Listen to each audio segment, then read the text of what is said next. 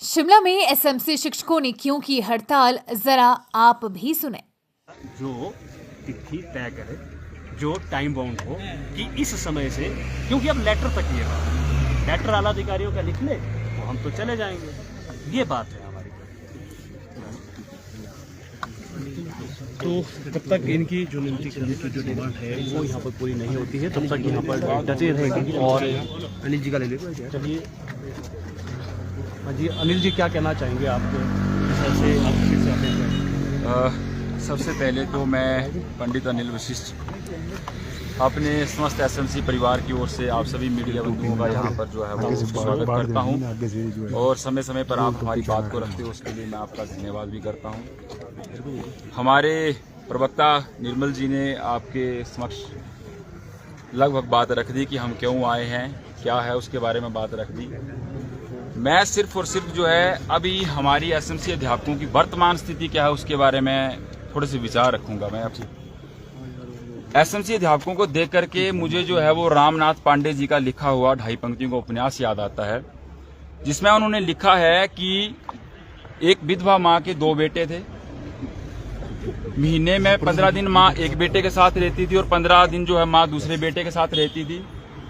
पर विडंबना दुख की बात उस विधवा माँ के लिए ये थी कि वर्ष में जो महीना 31 दिन का होता था, उस 31 महीने में एक दिन जो उस माँ को उपवास रखना पड़ जाता था। तो ठीक आज वही हालत जो है उस विधवा माँ की, यह हालत जो है एसएमसी अध्यापकों की हो गई है। मैं आपको ये बताना चाहूंगा कि 12 साल लगभग लगे हुए हो गए, लेकिन विडंबना देखिए कि हमें अब तक जो है 12 महीनों की सैलरी भी नहीं मिलती है। 11 महीने तो हम कैसे न कैसे अपना गुजर बसर कर लेते हैं, गुजारा हमारा हो जाता है कैसे न कैसे करके, लेकिन हमारी नींदें तब हराम हो जाती है जब वो 1 महीना जिसमें हम छुट्टियां होती है वो आने वाला होता है। हम चिंता में पड़ जाते हैं कि हम जो है अपने परिवार का भरण पोषण कैसे करेंगे, बच्चों की फीस कैसे करेंगे और कैसे अपने परिवार का गुजारा करेंगे। तो 12 साल होने के बाद भी जो है हमारी हालत आज ये है कि हमें जो है 12 महीनों की सैलरी तक जो वो नहीं मिल रही है। और पांव के नीचे से जमीन तो तब खिसक जाएगी महोदय जब मैं आपको ये बताऊंगा कि 11 महीने जिन शिक्षकों के हाथ में बच्चों की कॉपियां और पेन रहता है, वो छुट्टियों के दौरान उस 1 महीने में वो हाथ जो है छीनी और हथौड़ा चलाने के लिए मजबूर हो जाती है, क्योंकि 1 महीने के लिए कोई हमें कोई स्कूल पे नहीं रखता। हमारे पास मजदूरी करने के अलावा कोई और ऑप्शन नहीं रह जाता। और सोचिए आप कि जब भारत का भाग्य विधाता और राष्ट्र का निर्माता जो है एक छेनी और हथौड़ा चलाने के लिए मजबूर हो जाएगा, तो उस राष्ट्र का क्या भविष्य होगा ये आप सोच लो। और एक भारत के भाग्य विधाता का इस तरह सड़कों पर जो है धक्के खाना, जिनको विद्यालय में होना चाहिए था, जिनके द्वारा बच्चों को पढ़ाया जाना था, लेकिन वो मजबूर होकर के जो है दुखी होकर के आज उनको सड़कों पे यहाँ धक्के खाने पड़ रहे हैं। ऐसे हालात के लिए कौन जिम्मेवार है? आप मजदूरी का हवाला दे रहे हैं सर। ये आप देखिए, मजदूरी की है। यस सर, बिल्कुल।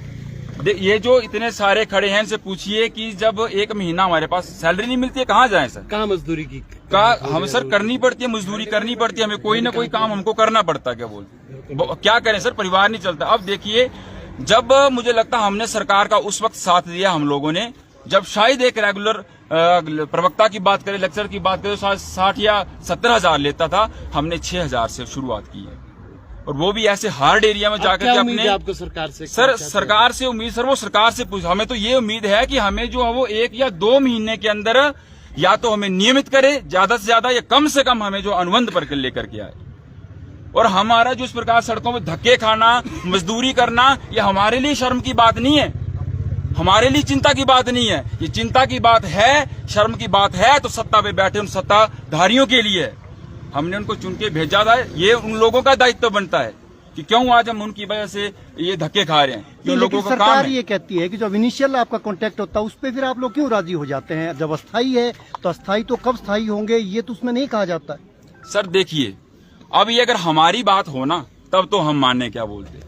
ये हमारे समय से नहीं चला आ रहा है, ये पीटीए पैरा पैट। देखो आप देखिए, हिमाचल में कितनी सारी भर्तियां इस तरीके से होती हैं। सर मैं बोलता हूं, अगर देखिए, अगर हमारी ताकत होती ना, ये हमारी ताकत नहीं थी कि हम गए उनके पास जाकर के और हमने बोला जाके हमें रख लो। नहीं, सरकार को जरूरत थी, टीचरों के अध्यापकों की जरूरत थी, सरकार ने जगह जगह जाके स्कूल खोल लेते, उनको जरूरत थी। तो शायद जब उनके पास में यही मानूंगा कि 60 या 70 हजार देने के लिए नहीं था, तो उन्होंने एक एसएमसी शिक्षक का जो है उसको पैदा किया और मात्र 60 या 70 हजार की जगह उसके 6 हजार में उसको रखा।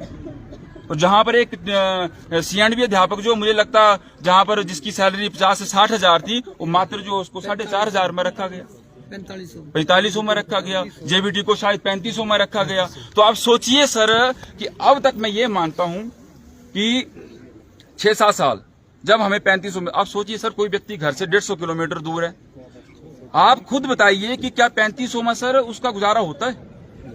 हम लोगों ने अपने घर वालों से खर्चा लेकर के हम लोगों ने जो है गुजारा किया।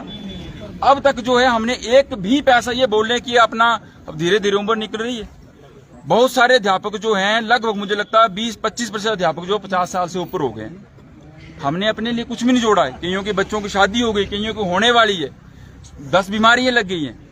हमने अब तक सिर्फ और सिर्फ समाज सेवा की है। अपने खाते में मुझे नहीं लगता हमने एक पैसा भी बचाया है। और 15,000 से व्यक्ति क्या करेगा सर? आज तक तो हम लोगों ने सिर्फ और सिर्फ समाज सेवा की है। अब सरकार को सोचना चाहिए कि मानते हैं हम लोग, कितना समय दे, आप बताओ ना, कितना समय दे हम लोग? ठीक है, 10 साल हो गए, 12 साल हो गए सर। अब ये सरकार से प्रश्न पूछो आप, मैं बोलता हूँ उसकी सरकार को बोलो कि आपने हमको कब नियमित करना है, कितना हमारा और शोषण चलेगा। मेरा आप मीडिया बंधुओं से गुजारिश है कि सरकार के सामने हमारी पीड़ा को रखिए कि उन्होंने आज तक जो किया है उनके पास एक भी पैसा नहीं बचा है, मात्र और मात्र समाज सेवा हुई है। हमने अपने लिए कुछ भी नहीं गुजारा किया था और उन्होंने कहा कि संयम रखें, हम आगे बढ़ रहे हैं। आपकी बात सर मानते हैं, लेकिन संयम कितना रखें सर? संयम कितना रखें सर? जब हम लगे थे, शायद बड़े सारे अध्यापक उस वक्त 35 वर्ष के थे, अब जो है 45-46 के हो गए हम लोग। और तो बचा कितना कि सर हमारे पास? हमारी उम्र कितनी की बची? कितने रिटायरमेंट के लिए कितना समय बचा सर हमारे पास? और दायित्व देखो, अब ऐसा ही नहीं इसको छोड़ के हम कहीं जा भी नहीं सकते।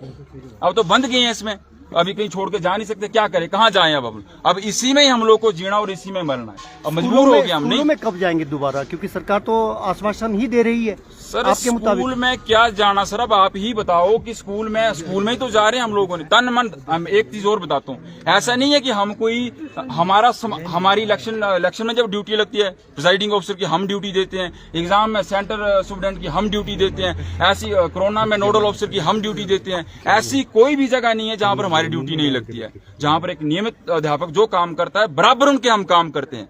हमारे परिणाम देखिए, अगर आप आरटीआई निकाल के हमारे जो परिणाम है उनको देख लीजिए, बहुत बढ़िया परिणाम हमारे रहे हैं। एक हमारे बीच अभी पांगी से अध्यापक है, उनको जो है वो अभी हाल ही में जो पुरस्कार दिया गया, 1-2 पुरस्कार मिले। महाराष्ट्र से मिला था, कहाँ से मिला था भाई साहब?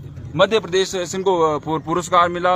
अभी चंबा में भी इनको पुरस्कार दिया गया। इतना बढ़िया काम करें शिक्षा के क्षेत्र में हमारे एसएमसी के अध्यापक, पर पता नहीं मुझे क्या